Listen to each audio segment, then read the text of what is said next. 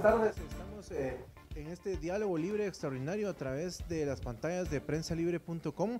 Les saluda Antonio Barrios, jefe de redacción de Prensa Libre. Tenemos esta tarde el honor y el gusto de contar con tres invitados a quienes les agradecemos primero que nada pues que hayan podido asistir esta tarde en medio de esta coyuntura, diría yo, tan agitada que vive el país, probablemente que no nos ocurría desde hace los acontecimientos de septiembre del 2015, así que nos acompaña en los estudios en la redacción de Prensa Libre el doctor Manuel Villacorta, doctor en Sociología Política, Gabriel Guer, miembro del Movimiento Justicia Ya, y el licenciado Renzo Rosal, politólogo, a quienes les agradecemos de nuevo que estén esta tarde para hablar con nosotros pues cuáles son las primeras impresiones que tienen de lo que ocurre y para poner en contexto a nuestra audiencia la reunión que ha solicitado el presidente Jimmy Morales a las Naciones Unidas, al secretario general de Naciones Unidas, para pedir aparentemente la destitución del comisionado Iván Velázquez, el jefe de la CICIG, Iván Velázquez, y todo lo que ha derivado un pronunciamiento muy fuerte de la fiscal general Telma Aldana, que por cierto está fuera del país, está en El Salvador, se ha pronunciado desde allá, advirtiendo que pues si el jefe de la CICIG es destituido o es expulsado del país, que es otra de las informaciones que se ha manejado, pues ella renunciaría al cargo, y una reacción bastante violenta, diría yo verbalmente, del vocero presidencial Heinz Hyman, diciendo que pues que las instituciones son las que siguen y no importarían las personas. Así que les agradecemos de nuevo, hacemos este contexto para la audiencia que nos hace el favor de su atención, y pues empezamos de lleno. O sea, empezaría con el doctor Villacorta. ¿Cuál es su análisis de lo que se ha vivido, diríamos, en las últimas 24 horas en el país, desde que, y hay que reconocerlo, por lo menos el primero que lo denuncia públicamente es el periodista José Zamora, del periódico, denuncia esta reunión que ha solicitado el presidente, y pues que ha derivado en una serie de acontecimientos que ya hablábamos. Así que, doctor, sus impresiones. Gabriel, les agradezco mucho la invitación. Mira, yo la lectura que hago es que el presidente de la República, desde que asume el mandato, evidenció una actitud de poco apoyo a la lucha contra la corrupción y la impunidad. Ese es el punto de partida. Vimos, por ejemplo, que él evade constantemente el tema de la lucha contra la corrupción cuando se le plantea.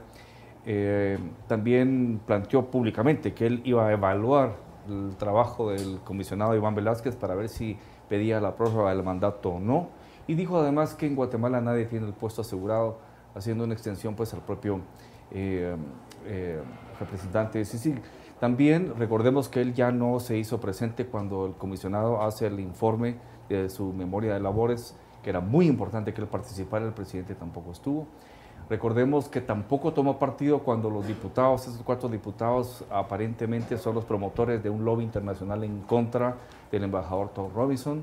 El presidente tampoco marcó un compromiso en el tema de las reformas a la Constitución y en el tema del fortalecimiento del sector justicia. Entonces, el punto de partida es uno, él ha evidenciado clarísimamente que no simpatiza con la lucha contra la corrupción y la impunidad. Pero creo que esta actitud de ir a Naciones Unidas también revela una falta de respeto a la población. Porque un gobernante, tanto en política interna como en política externa, debe estar primero en comunicación con su pueblo. Debe haber una comunicación, un consenso con las organizaciones, diversas organizaciones de la sociedad, y recoger ese sentimiento y a partir de ahí plantear todas aquellas estrategias de interés nacional. Pero que un presidente, que un equipo de gobierno no le informe al pueblo, no le informe a la prensa de una acción tan importante, de tanta trascendencia como es viajar a Naciones Unidas, entrevistarse con el secretario general de Naciones Unidas, con una agenda de este tipo, revela realmente que no se está gobernando, que es un equipo que está incrustado en el organismo ejecutivo con una agenda muy corporativa, agenda que es totalmente ajena a la vez a los intereses nacionales. Gabriel, y el doctor Villacorta toca un tema importante, el sentir de la población. En tu caso, pues participaste y lideraste uno de los movimientos que quedan derivados de los acontecimientos políticos y de las manifestaciones cívicas del 2015 en contra precisamente de la corrupción que campeaba en el gobierno del Partido Patriota. ¿Cuál es ese sentir y qué es lo que vos has empezado a recabar de información y de sentimiento de la gente que integra el movimiento o de otras personas que también integraron ese movimiento al que hemos llamado siempre pues las protestas de la plaza o que hemos llamado la plaza, ¿verdad? Es una sensación un poco también frustrante, ¿verdad? Que 2 años después estamos en las mismas, ¿verdad? Hace dos años estamos por conmemorar 2 años de aquel paro nacional del 27 de agosto, donde justamente todos salimos a las calles y paramos nuestras labores porque habíamos dicho que lo que está haciendo el gobierno patriota, específicamente el expresidente Pérez Molina, era demasiado y no era sostenible y no podíamos seguir en estas. Vinieron las elecciones, se eligió al FCN, a Jimmy Morales, y ahora 2 años después de todo eso, pues estamos más o menos en una situación similar, coincidiendo con lo que decía el doctor Villacorta. Ahora ha tenido muchas oportunidades este gobierno de sumarse a esta lucha anticorrupción, que es muy clara, y no lo ha hecho. No lo ha hecho, ha dejado pasar esas oportunidades, y ahora no solo no lo ha hecho, sino que está buscando obstaculizarla de una forma muy evidente, lo cual es extremadamente preocupante. Hemos visto, por ejemplo, para que la fiscal general, sabemos todos cómo es ella, cómo trabaja, para que ella haya dado esas declaraciones de dejar su puesto, no es porque hubiera especulaciones, es porque había información ahí clara de que la intención es esa. Y la conferencia de prensa hoy del vocero presidencial lo confirma claramente. Entonces, sí es bastante frustrante, es bastante preocupante y es muy indignante que estemos en estas otra vez y que nos veamos en la necesidad de tener que hacer algo otra vez, de volver a salir. Tenemos que hacer algo, no podemos quedarnos como que aquí no pasa nada cuando esta lucha que empezó hace más de 2 años se está viendo amenazada de una forma directa por nuestro propio gobernante, lo cual es casi un déjà vu. Licenciado Rosal, se veía venir esta crisis, si le podemos llamar así, sobre todo porque pues el presidente, la familia del presidente está implicada en un caso de corrupción y además pues empieza a salir información sobre investigaciones que hoy mismo la fiscal general en diversas radios mencionaba, se están haciendo en contra del partido FCN Nación, que es el que llevó a la presidencia Jimmy Morales por financiamiento electoral ilícito, algo que ya habíamos visto que venía, porque el mismo Tribunal Supremo pues en teoría electoral, en teoría había investigado el asunto, pero se veía venir esta crisis y ¿cuál es la lectura que hace de la misma? Bueno, en principio creo que lo que hoy estamos viendo es una especie de coyuntura en el marco de una crisis que viene desde 2015. Es decir, yo no veo que esta sea como que dice una nueva crisis, sino solamente otro episodio, digamos, de una novela interminable, un déjà vu, como bien mencionaba Gabriel Guerra hace unos minutos. En segundo término, creo que para mí está claro que el presidente Morales, él, en su ser no presidente, sino como ciudadano, tiene una clara animadversión de antes, digamos, en su ADN, en contra de estos temas.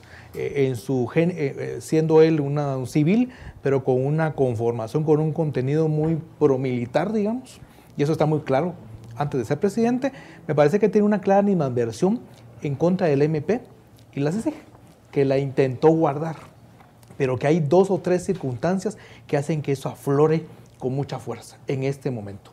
Uno es cabalmente el tema familiar, cuando se toca a su hermano y su círculo, y su hermano y su hijo mayor, que es su círculo íntimo, obviamente íntimo, cercano. El segundo punto es cuando él, en lo personal, está a punto, aparentemente, de estar vinculado, por lo menos en 2 o 3 de los casos que la misma mancuerna MP-CICIG han levantado. Me refiero uno al tema de financiamiento electoral, que hay ahí, inclusive ahora se anuncia muy fuertemente que el tribunal ha presentado, digamos, nuevos elementos al Ministerio Público para una investigación puntual sobre el tema del FCN, pero además que es probable, lo diría así en términos generales, que también él, el presidente Morales, estuviera involucrado en el mismo caso donde están involucrados su hermano y su hijo, el caso del botín de la propiedad, que fue una gestación pre-llegada al gobierno. Pero si a eso le sumamos que su propio grupo más cercano de asesores, la gente con la cual le habla al oído al presidente, es gente que claramente está en contra de la lucha contra la impunidad, entonces vamos creando todo un conjunto de factores que recordemos que es tan nuevo como intento de quitarle el piso al MP y a la CICIG no es nuevo. Ya han habido intentonas, digamos, en los últimos meses que se han quedado en eso, en intentos. Pero creo que ahora se han creado como que más elementos que han propiciado el poner al desnudo este nuevo embate, este nuevo encuentro, esta idea, por supuesto que puede sonar totalmente una desfachatez. Inclusive uno podría pensar que hay aquí claros delitos que el presidente Morales podría estar involucrados, que van inclusive con el tema hasta de incumplimiento de deberes, porque él no está yendo acá, o no estaría yendo a Nueva York en función de un llamado ciudadano, sino que estaría en respuesta a esos grupos sectoriales, a los cuales él claramente, de diseño creo yo que en concreto, la llegada de Jimmy Morales a la presidencia de la República era cabalmente parte de esta misma estrategia de contención de la lucha contra la impunidad. Hoy nos está quedando claro que la llegada de Jimmy Morales a la presidencia no era para sumarse a la lucha ciudadana instalada desde 2015 para acá, sino todo lo contrario.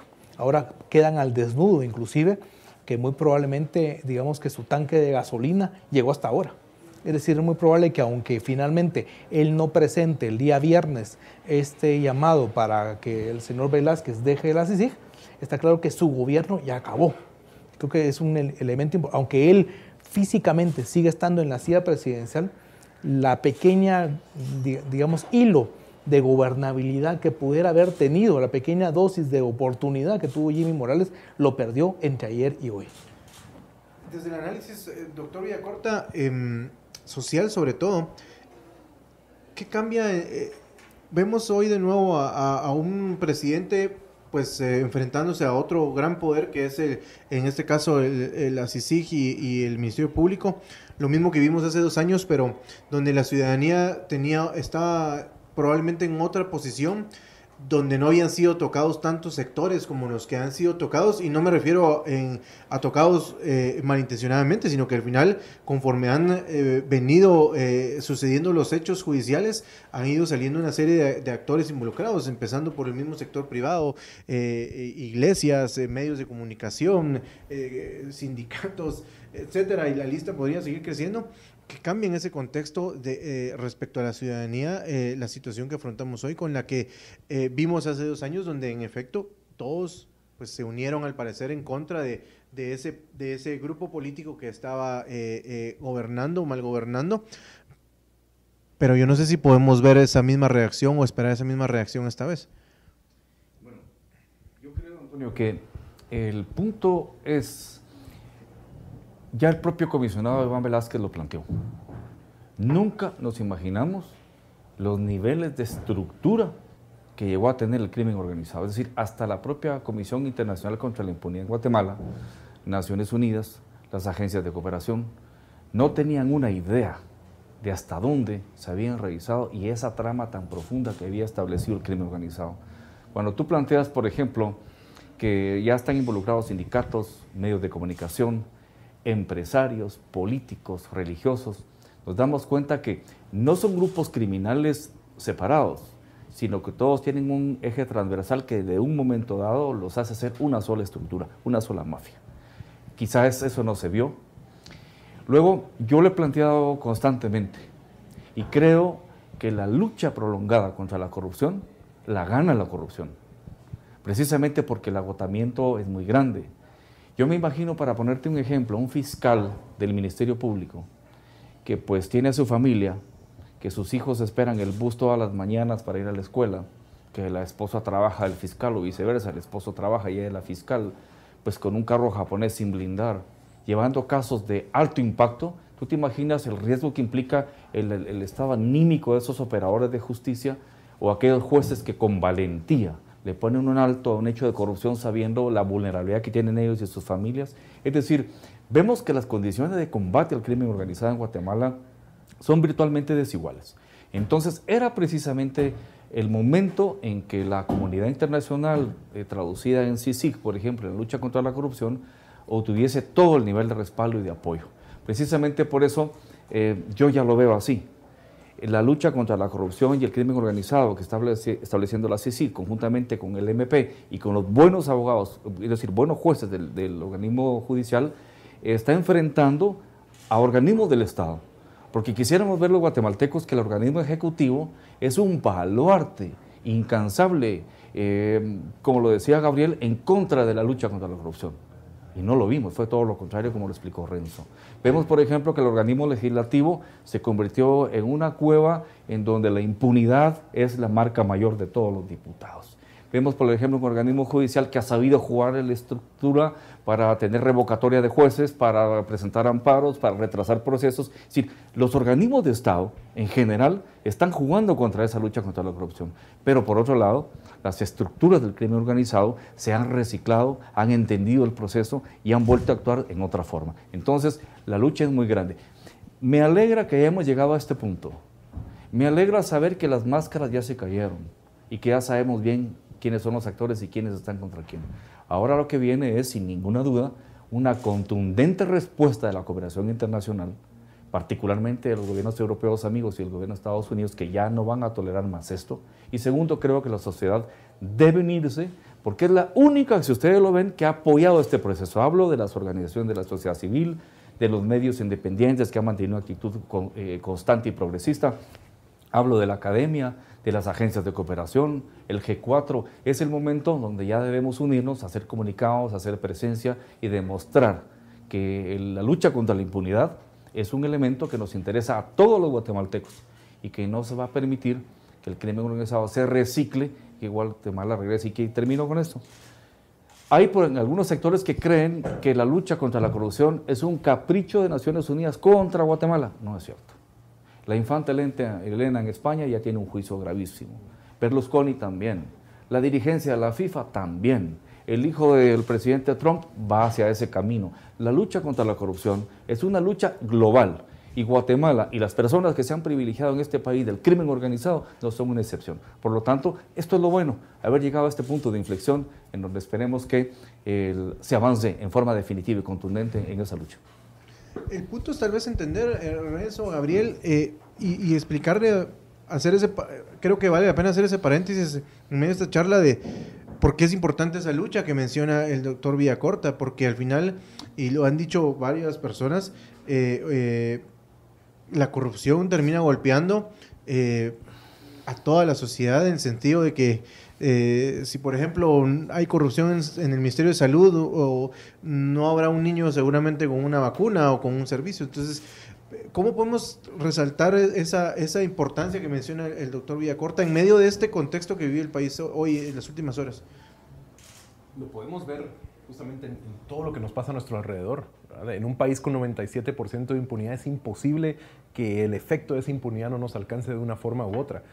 Y por eso es claro que como ciudadanía tenemos que dar una respuesta contundente a esto. Y esa respuesta pasa también por un proceso de autocrítica y por asumir responsablemente las faltas que se pudieron haber cometido dentro de este sistema de impunidad y enfrentar la justicia si es necesario también como ciudadanía. Eso incluye a todos los sectores. Yo creo que eso es un paso muy importante que no se está dando. Vemos de parte de las personas que han sido capturadas o que son denunciadas una falta de asumir esto y de tratar de señalar que es justicia selectiva, que esto es una cuestión de la izquierda, de ideologías, que esto se está persiguiendo, que Iván Velázquez está sobrepasando sus funciones. Entonces vemos una serie de argumentos que lo único que demuestran es esa falta de madurez, de asumir que en un país tan impune, todos de alguna forma u otra hemos sido tocados por esos sistemas. Entonces creo que esa es la primera cosa.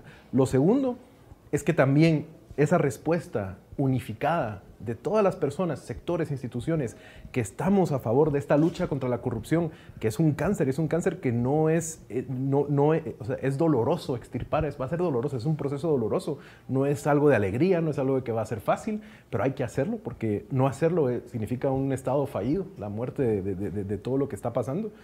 Como ciudadanos tenemos que unir en ese sentido, es decir, sí estamos apoyando esto, apoyamos a personas como Iván Velázquez al frente de la CICIG, como Telma Velázquez al frente del MP, y dicen, bueno, es que hay que apoyar la institucionalidad, es que ellos también representan esa institucionalidad en cierta forma, porque están cumpliendo con su tarea como debe ser, ¿verdad? Entonces, eso es, y la tercera parte es, no podemos estar en estas, como decíamos, de exigir renuncias cada 2 años, de exigir apoyos, etcétera, sino que también se tienen que hacer reformas estructurales, principalmente al sistema de justicia. Porque cualquier denuncia que hagamos como ciudadanía Si entra en un sistema de justicia, se va a entrampar, lo estamos viendo. Dicen, ¿por qué no hay? Es que la CICIG no ha triunfado porque es que no hay sentencias. Por supuesto que no hay sentencias si el sistema de justicia no funciona, y eso ya no es algo que le compete directamente a la CICIG, y por eso es que se está planteando una reforma constitucional. Por ejemplo, independientemente de si estemos de acuerdo o no en la forma y en el fondo de esa reforma, es necesario reformar el sistema de justicia. Yo creo que sí estamos la mayoría de acuerdo en eso. Y el otro sistema es el sistema electoral y de partidos políticos. Esos son los dos nudos que, mientras no logremos reformar esas estructuras, esos sistemas, mientras no logremos oxigenar y democratizar esos espacios, va a ser muy difícil que esta lucha anticorrupción pueda avanzar en la dirección que debería avanzar. Y eso a nosotros como ciudadanos nos toca acuerparlo, nos toca presenciarlo, nos toca exigirlo, nos toca acompañarlo, nos toca fiscalizarlo, y sobre todo nos toca ser muy abierta y públicamente expresivos al respecto, independientemente del sector en el que trabajemos, de la ideología que tengamos, y ese es el llamado ahorita, ¿verdad? Es un punto de inflexión importantísimo en esta lucha que empezó hace 2 años y en el que ahora mismo todos tenemos que hacer algo al respecto, nos tenemos que posicionar claramente en contra o a favor de lo que está pasando. Eso. Yo diría que es un momento importante de desmitificar una serie de elementos que en el 2015 creímos que iban a ser parte de la salida. Un primer elemento es que consideramos que la impunidad y la corrupción solo era parte del, entre comillas, patrimonio del Partido Patriota. Ahora nos damos cuenta que es un fenómeno mucho más complejo, mucho más profundo, que por supuesto el Partido Patriota puso muchísimo para profundizarlo, pero que no es el único patrón. El otro elemento que hay que desmitificar es que con el tema de las elecciones del 2015 íbamos a dar la vuelta a la página y íbamos a comenzar a respirar aires distintos y favorables. Hoy está claro que no es así. Y así podríamos hablar de otra serie de mitos, pero creo que es un momento fundamental de ver el elemento tan transformador en negativo que tiene la corrupción y las diversas formas de impunidad.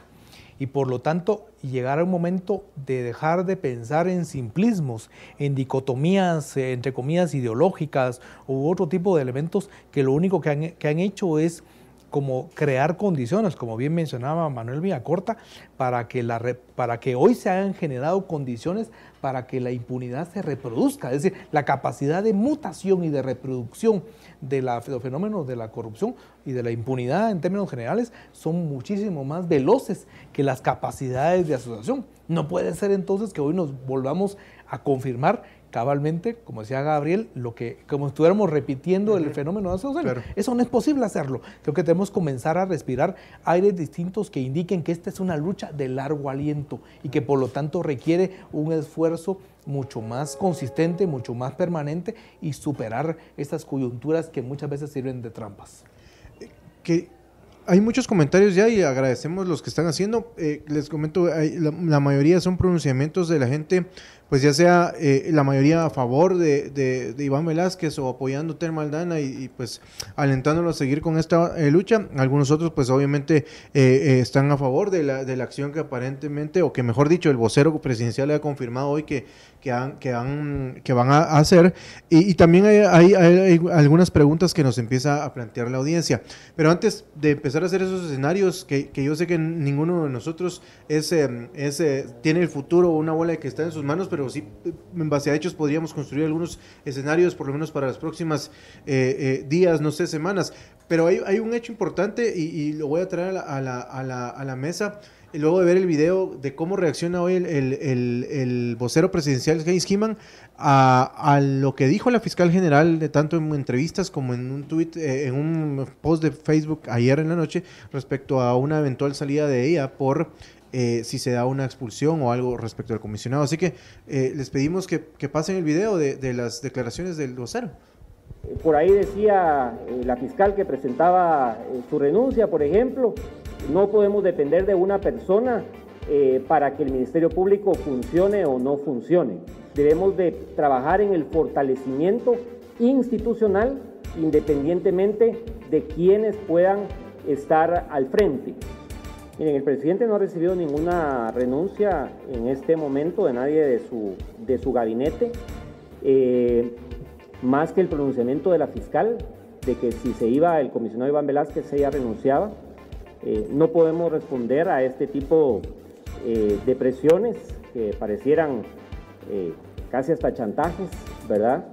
el presidente responde a una institucionalidad y a una unidad nacional. Con el tema de las palabras de la fiscal llama la atención varias cosas. Por ejemplo, dijo de que llamaría al canciller para solicitarle información sobre la visita. Creo de que eso inclusive se podría considerar como algún tipo de intromisión sobre la función del Ejecutivo y sobre la agenda internacional que lidera el presidente Jimmy Morales. Realmente cada funcionario debe de buscar una unidad nacional, pero de trabajar en función de sus competencias y de sus capacidades, y no dar declaraciones irresponsables de esta forma sin tener fundamentos, ¿verdad? Llama la atención cómo la fiscal asegura cuál va a ser la agenda cuando todavía no se ha tenido esta reunión y cuando pues el presidente únicamente con el canciller han trabajado cuál es la agenda que van a tratar en Washington. Me pregunto, ¿la fiscal está trabajando en responder a las necesidades de casos de corrupción, de casos de impunidad, o también hay algo paralelo que trata de intervenir dentro de las actuaciones del Ejecutivo y del Estado de Guatemala? El tema que quería traer yo es, esto surge también en el inicio, diríamos, de algo que el comisionado Velázquez advierte, de hecho, en entrevistas que da a diversos medios, uno de ellos Prensa Libre, justo el día después al día... a los 2 días que lo confirma Naciones Unidas para 2 años más, y él empieza a advertir sobre el proceso, la lucha que viene entre varios poderes por el proceso de elección del nuevo fiscal general. Entonces, lo traigo a la mesa porque, pues de hecho la fiscal dice hoy, voy a estar hasta hoy, mañana, o si es preciso hasta mayo, creo que dijo 16 de mayo, 18, no estoy seguro, cuando tenga que entregarle el cargo al nuevo fiscal. Que valga decirlo, bajo estas, en las actuales condiciones, tendría que ser nombrado por el presidente de la República y además pasado por un proceso por una terna nombrada por una serie de poderes, por así decirlo, que hoy pues probablemente con la propuesta de reforma constitucional se han visto amenazados respecto a su posición. ¿Creen ustedes que al final pues podríamos concatenar esos hechos y que es parte de esta lucha por tener la fiscalía? Porque, y les digo, probablemente no, el presidente no pueda decidir si sí o no Iván Velázquez, pero sí puede decidir si sigue quién es el fiscal general, ¿verdad? Y ese es quien presenta, o ella es quien presenta los casos, ¿verdad? ¿Qué lectura le podemos dar a ese contexto más amplio para dárselo a nuestra audiencia de a largo plazo o mediano plazo en el país? Bueno, Antonio, mira, cuando planteábamos que es evidente que el presidente de la República no es afín a esta lucha contra la corrupción que se implementó a partir de CICIG, por deducción entendemos que también no es afín al trabajo que está haciendo la fiscal doña Telma Aldana. Entonces, evidentemente una situación conlleva a otra. Hay rechazo contra la CICIG por parte del Ejecutivo, hay rechazo contra el comisionado Iván Velázquez, hay rechazo contra la fiscal general doña Telma Aldana. El punto aquí es el siguiente: en Guatemala hay mucha corrupción. Si tú tienes los ingresos del Estado y que apenas el 20% se va para inversión, porque lo otro se va para pagar deudas y para funcionamiento, y si ese 20% de inversión ya lo trasladas a un 100%, más del 30% se pierde por corrupción, eso llora sangre, porque se mueren los niños en los hospitales, la gente se mata por el mal estado de las carreteras, la gente pierde la vida porque no hay seguridad en las calles, los niños no tienen educación. Es decir, la corrupción mata y está destruyendo y ha destruido durante 50 años este país. Entonces, todos estamos conscientes de que eso existe. La cooperación internacional lo entendió, hizo su aporte para trabajar por Guatemala y lo está haciendo cada vez mayor. Es inaudito, incomprensible que un presidente y su gabinete tomen una actitud en contra de lo que es evidente, lo que es clarísimo. Entonces, el futuro, yo creo que en este momento este gobierno se desmorona. No veo posibilidades que 2 años hacia adelante pueda gobernar teniendo el antecedente de haber querido quitarle a la población esa lucha contra la corrupción y la impunidad, a todos los sectores, a los jóvenes que han luchado creyendo por un mejor país. Tampoco creo que pueda gobernar ya en una franca oposición a la cooperación internacional. Y partamos de lo siguiente, el tema de la soberanía. El crimen es global. Ningún país en el mundo, ni siquiera Estados Unidos como potencia, puede atacar el crimen si no lo hace con sus países vecinos, con tratados internacionales. Guatemala, sin recursos, necesita el apoyo internacional para luchar contra el crimen organizado. Por lo tanto, no es un problema de soberanía, es un problema de trabajo conjunto. Yo creo que este es un parteaguas, que es un rompimiento ya abierto y creo que los efectos van a ser devastadores para el actual gobierno. Ahora, el tema está que mientras más tiempo tardemos en ubicar una administración eficiente y responsable que pueda llevar al país por un buen camino, esos meses o esos años los vamos a lamentar y los resultados serán insospechados. Por lo tanto, yo creo que las cartas ya están marcadas. Esto ya está claro. Ahora la solución es cómo vamos a implementar ese cambio para que el país pueda de nuevo insertarse en la ruta de la lucha contra la corrupción y la impunidad en Guatemala. Lorenzo Gabriel, ¿qué opina más o menos lo mismo? En la línea adicionaría, me queda claro que le sale el tiro por la culata al presidente Morales. Es decir, está claro que él es una especie de escudero, un escudero principal en favor de la continuidad de la impunidad. Y por esa razón fue electo. Esto no fue necesariamente una construcción de casuística, sino fue una cuestión elaborada. Y parte de sus objetivos era precisamente lo que tú planteabas, el tratar de generar las condiciones para que el fiscal o la fiscal, a partir de mayo del próximo año, fuera alguien no solo distinto, sino totalmente opuesto, digamos, a la figura de Tel Maldana. Cuando digo le sale el tiro por la culata es porque ahora queda al desnudo.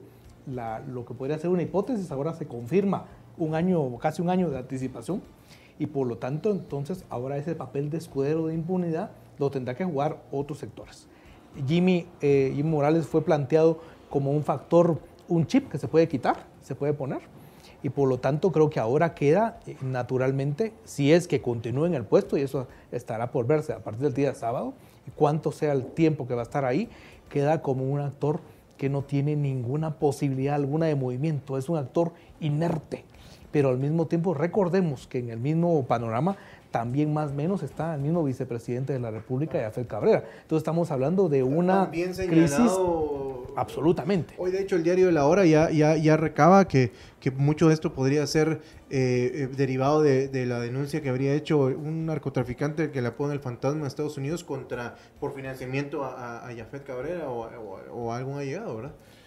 Se ven en esa encrucijada igual, ¿verdad? Estamos hablando de solo para cerrar la idea, digamos, una profundización de esa crisis instalada en el 2015, que como mencionaba al principio, tiene como fases, etapas, pero ahora estamos viendo que la tarea que le encomendaron a Yafet Cabrera y Jimmy Morales no solamente no la pueden cumplir, sino que ahora ellos contribuyen a, digamos, por la gran muestra de incapacidades, y hablo en plural, quedan al desnudo, y por lo tanto creo que eso lo que hace es acrecentar, profundizar esta crisis instalada, que nos va a durar, evidentemente, va a pasar por encima de las elecciones 2019 y durará un tiempo extra. Es decir, preparémonos para un invierno largo. ¿Coincidís? ¿Y cuál sería a mí me llama la atención de la conferencia de prensa, concretamente también, por ejemplo, que por primera vez y abiertamente de la presidencia se apropia de ese discurso de grupos pequeños que han estado desgastando esta lucha contra la corrupción y han estado desgastando a la CICIG y a la fiscal general. Entonces es muy llamativo que descaradamente, abiertamente, ¿verdad? Esas máscaras van cayendo y la misma presidencia empieza a asumir ese discurso públicamente. Otra cosa que me llama la atención también es de que tratan de desmentir que el viaje sea para algo específico, aunque el vocero en ningún momento quiso negar que van a pedir la renuncia. Fue muy evasivo, apeló a todas estas frases, ¿verdad?, que ya se están volviendo muy utilizadas de este discurso, y que era más que nada para presentar un plan a Naciones Unidas de cómo fortalecer la seguridad y justicia en el país. Si eso fuera cierto, ¿por qué entonces no se llevó a cabo un comunicado como se suele hacer, cuando sería una noticia positiva para el país? Sino que era algo que se estaba manteniendo escondido y que alguien filtró y salió a luz, y que estamos viendo ahora esta crisis puntual que está saliendo ahora de cara a ese viaje. Entonces, la pregunta es, va a seguir, o sea, sigue con su plan, seguirá con su plan el presidente de viajar mañana a Nueva York. ¿Qué le va a ir a decir al secretario general de Naciones Unidas? ¿Qué va a implicar eso para el país? Y sobre todo, ¿qué respuesta vamos a dar nosotros aquí, ¿verdad? Viendo que está esto pasando ante nuestras narices, ¿verdad? Para ir cerrando ya ideas, y vuelvo a la primera información, por lo menos pública, que sale de toda esta coyuntura, que es que ante un muy probable no se va de parte de Naciones Unidas, pues vendría un mecanismo o algún acto para expulsar o declarar non grato al comisionado en el país, pero pues ¿es eso viable para empezar? O sea, entiendo que hay canales diplomáticos para hacerlo, y bueno, ¿qué pierde, por ejemplo, el país si llegara a ocurrir una cosa así?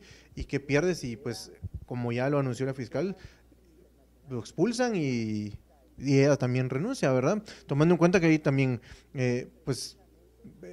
otros cuadros que podrían tomar esos relevos, o no lo sé si los hay también, si ustedes ven que hay cuadros que puedan tomar los papeles de ambos. Mira, Antonio, aquí hay un tema que hay que traer a colación, que es muy importante. Si el presidente plantea esto en Naciones Unidas y finalmente va, y si el secretario general y las instancias correspondientes que tienen que involucrarse en el caso no aceptan la petición del presidente, él tendría el recurso de expulsarlo. Es decir, en los cánones de la política internacional también se llega a puntos de ruptura en donde ya las normas y los pactos se quedan atrás. Ahora, llama la atención la información que tuve, que creo que ya se corroboró, de que no se le otorgaron las cartas credenciales al embajador de Suecia en Guatemala. Y recordemos que Suecia es, si no el más, uno de los principales aportadores de apoyo técnico y financiero a Sisi. Entonces, si Suecia, que apoya a la Sisi, plantea el envío de un embajador a Guatemala, y el gobierno de Guatemala, particularmente Cancillería, porque tuvo que haber sido Cancillería, plantea que no acepta a ese embajador al no darle las cartas credenciales, ese es un golpe que en política internacional es muy grave. Pero curiosamente, repito, Suecia es el país que más ha apoyado la lucha contra la impunidad en Guatemala. Entonces, el mensaje por donde se vea está claro. Que ya se pida la destitución del comisionado Iván Velázquez es como dicen los americanos, by the way, eso ya es porque hay que hacerlo. Yo por eso creo que el paso en falso que dio el gobierno va a tener un efecto carísimo para esta administración, y creo que va a haber una necesidad de una recomposición institucional por parte de la cooperación y todos los sectores sociales que estamos comprometidos en la lucha contra la corrupción. ¿Por qué no veríamos apoyo, por lo menos, a la iniciativa del gobierno? O sea, salvo esos pequeños sectores que vemos, pero que yo honestamente no sé si son tan pequeños, porque vemos, o sea, campañas mediáticas y campañas en redes sociales, sobre todo, que pues no son nada baratas, supongo yo. O sea, de hecho el mismo comisionado en alguna instancia ha mencionado que hay grandes capitales o grandes intereses atrás también. Llámese de quien se llame, y no me refiero solo a empresarios, ahí podrían haber narcotraficantes, cualquier tipo de gente que esté en la impunidad y en la oscuridad interesada en que esto termine, ¿verdad? Entonces, ¿qué escenarios vemos en esos contextos? Como ya nos empezaba a adelantar el doctor Renzo o Gabriel, no sé quién quiere. El escenario creo que me recuerda mucho a 2015, que cada día las cosas iban cambiando, ¿verdad? Era la efervescencia y la incertidumbre del lado del aumento de esa indignación por parte de todos los sectores, de todas las personas. Cada día iba en aumento, iba cambiando, y es preocupante, ¿verdad? De tratar de pensar, bueno, ¿cuáles son las salidas para esto? Yo creo que en general, pase lo que pase, sí tenemos en cierta forma una constitución que tiene previsto este tipo de situaciones. Pasaba en 2015, me acuerdo cuando empezamos a pedir la renuncia de Otto Pérez Molina, muchos salieron a decir que esto era un ataque a la institucionalidad, que era un peligro, etcétera, etcétera, pero vimos que se siguieron los pasos que se tenían que seguir, y asumió Alejandro Maldonado, etcétera. No hubo ningún tipo de problema o riesgo en ese sentido. Sin embargo, una salida de Iván Velázquez, una salida de Telma Aldana prematura, creo que sí encendería aún más esa indignación que podría llevar a exigir claramente y absolutamente de parte de todos los sectores la renuncia no solo de Jimmy Morales, sino también de su vicepresidente. Quisiera plantear el tema, el escenario de ante que no vaya de viaje y que mantenga este encono, casi remordimiento, odio, lo mantenga ahí, y otra vez este segundo o tercer intento no lo logre capitalizar. Uno, evidentemente las aguas del país se van a seguir haciendo muy turbulentas. Lo segundo es que muy probablemente le dé fuerza a la misma CICIG y al Ministerio Público para que en el tramo que les queda, la CICIG 2 años y el MP unos meses de la gestión de Thelma Aldana, se recurran, se incrementen el tema de los casos. Tanto los casos que vienen, que depende mucho del sistema judicial, por lo tanto ellos ahí tienen un poco más dificultades, pero sí de mover las aguas para provocar que haya todavía mucho más casos que toquen, digamos, sectores que de pronto han estado de momento fuera de la fotografía. Es decir, que se incremente la lucha contra la corrupción. Eso tendría que dar como elemento fundamental el que obviamente hoy por hoy el elemento de la movilización social que dejamos de ver en el 2015, aunque ha estado activa de otras múltiples formas, tome ahora un elemento importante. Creo que los resultados por demás positivos, alentadores de la edición de la Asociación de Estudiantes Universitarios, la de UNA San Carlos, es un elemento fundamental que puede contribuir en positivo a reforzar esta idea de la movilización. Pero lo que sí es importante es lo que queda como pendiente es qué va a pasar con el margen de maniobra del gobierno. Insisto, no le queda margen de maniobra. Evidentemente es probable que algunos miembros del gabinete, yo creo que sería deseable, que aquellos miembros del gabinete que no responden a la línea oficialista del FCN puedan salir.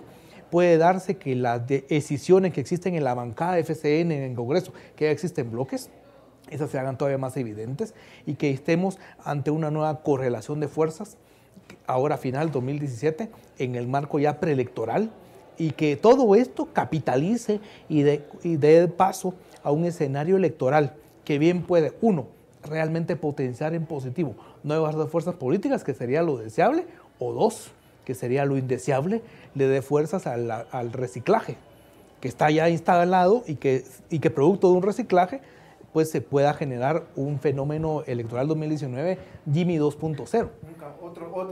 Otro verdadero caudillo que haga que la crisis continúe. Sí. Bueno, yo creo que estamos sobre el tiempo, les agradecemos en verdad, sigue surgiendo mucha información y les invitamos a que sigan informándose durante todo el resto de este nuevo episodio, como bien mencionan nuestros analistas, de la crisis que vive el país desde hace 2 años, que sigue informando a través de prensalibre.com. Y de nuevo les agradecemos a ustedes, al doctor Villacorta, Gabriel, licenciado Rosal, su presencia esta tarde, y pues seguramente seguiremos hablando sobre lo que pase en este país, por el cual pues todos estamos poniendo nuestro grano de arena. Así que gracias a la audiencia y pues nos vemos en una próxima oportunidad.